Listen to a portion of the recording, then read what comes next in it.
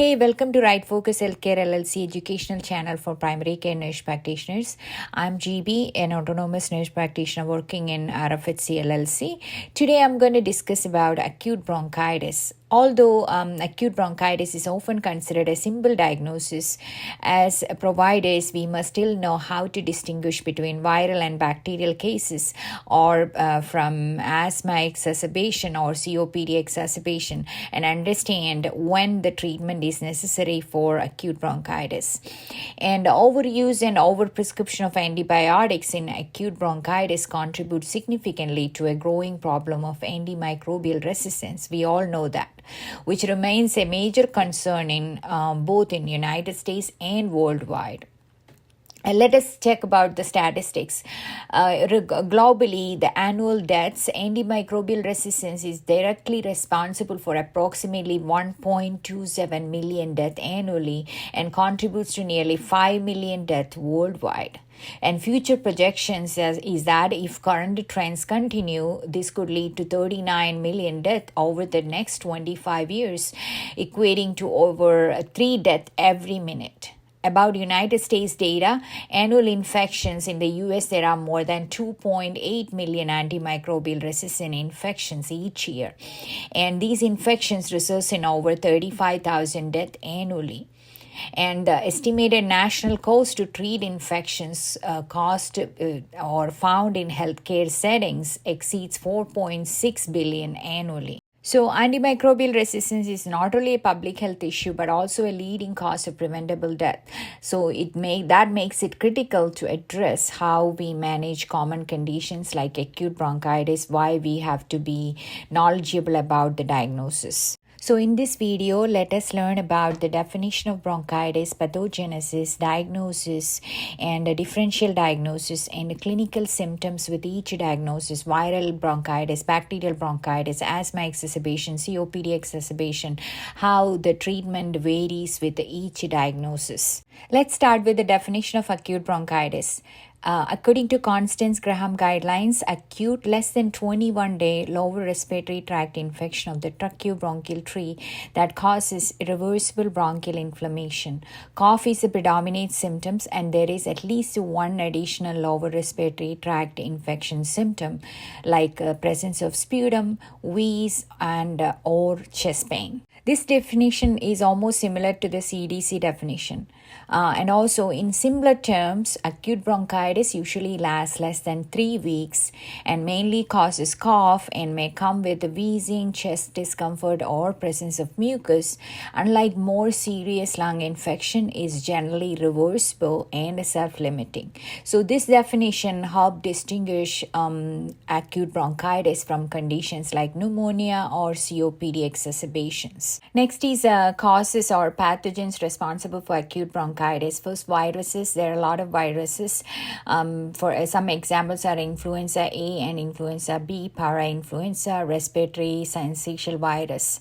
Then these most cases of acute bronchitis are caused by these viruses. That's why antibiotics usually are not needed, and this infection often resolves on its own, like within the 3 weeks.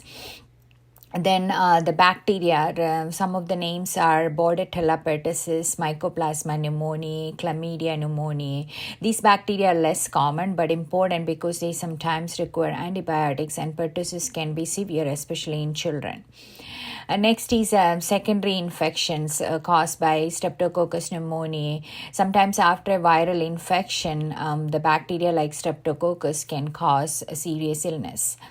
Next is non-infectious causes. Non-infection causes are environmental exposure to tobacco smoke or fumes and air pollution, dust from a construction place or household dust, or vapors from chemical products or cleaning products that can cause also acute bronchitis. Next is how to diagnose acute bronchitis. When diagnosing acute bronchitis, a detailed history is very important.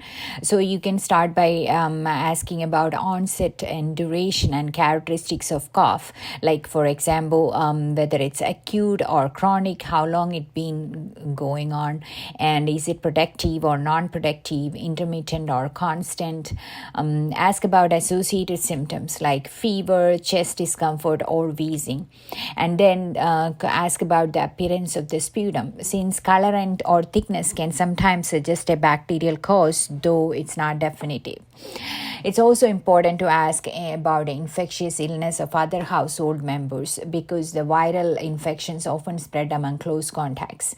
And then ask about the smoking history. We discussed about other environmental and occupational exposures, chemical products, and passive smoking. Next, about past medical history like chronic lung disease, COPD, asthma, bronchitis, or previous episodes of pneumonia. Immune status, like any conditions or medications that suppress immunity like diabetes, HIV, or chemotherapy.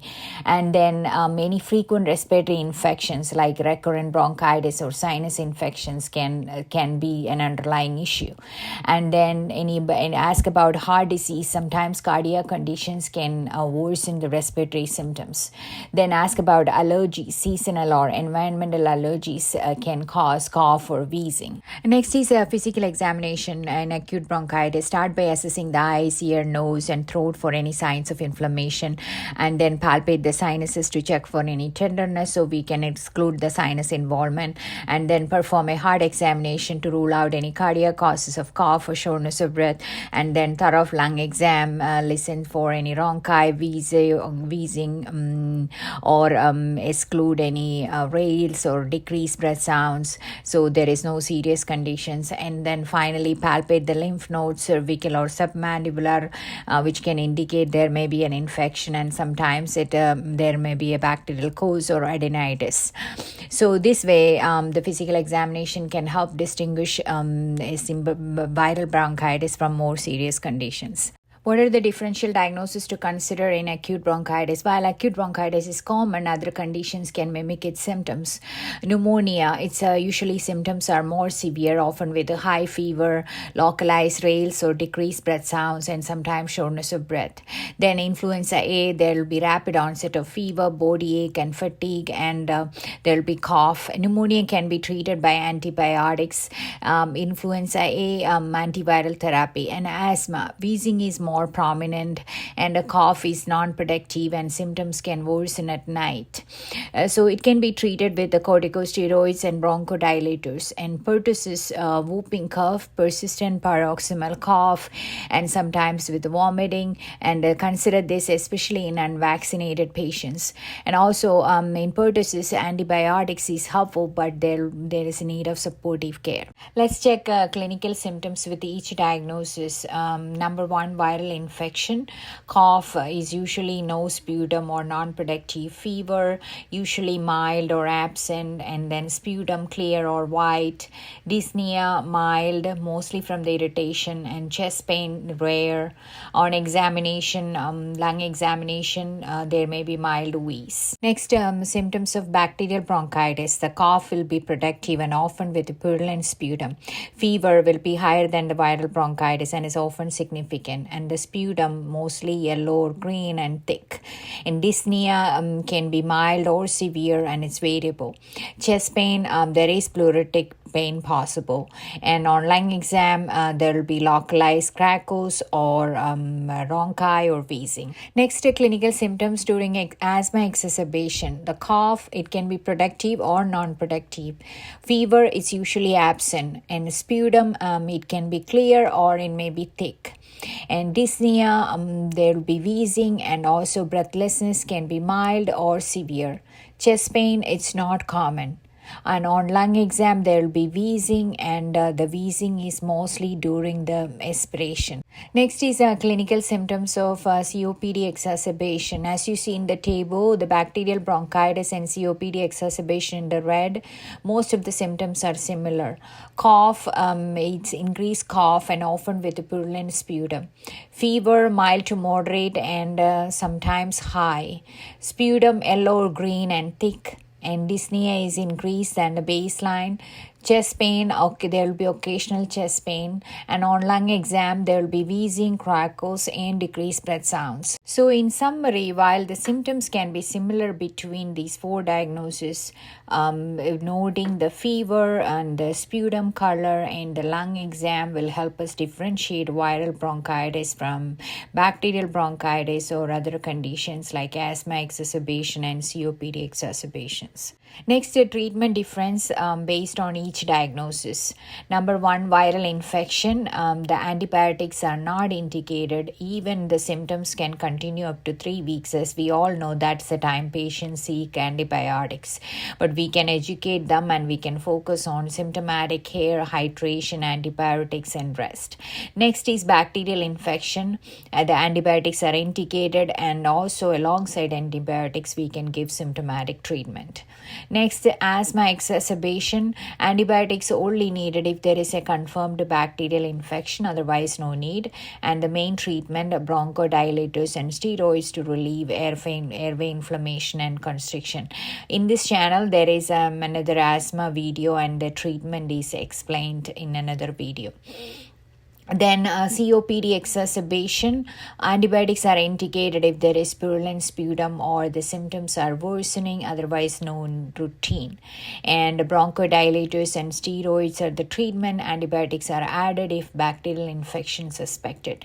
So this also you can review the COPD video in this channel. Hey, I'm concluding here. In this acute bronchitis educational video, we discussed the definition, causes, and diagnosis of acute bronchitis, and how to differentiate the symptoms and treatment of viral and bacterial bronchitis and asthma and COPD exacerbations. Also in this video, we learned that the viral symptoms can last up to 3 weeks, and we all know this is the time the patients will seek treatment, and antibiotics is not indicated. And in other conditions like bacterial bronchitis and asthma and COPD exacerbation, antibiotics should be used cautiously based on severity of clinical symptoms. By following these principles, we can help reduce antibiotic resistance, complications, and thereby deaths, which we discussed in the introduction of this video. And if you found this educational video helpful, please subscribe to the channel. Thank you.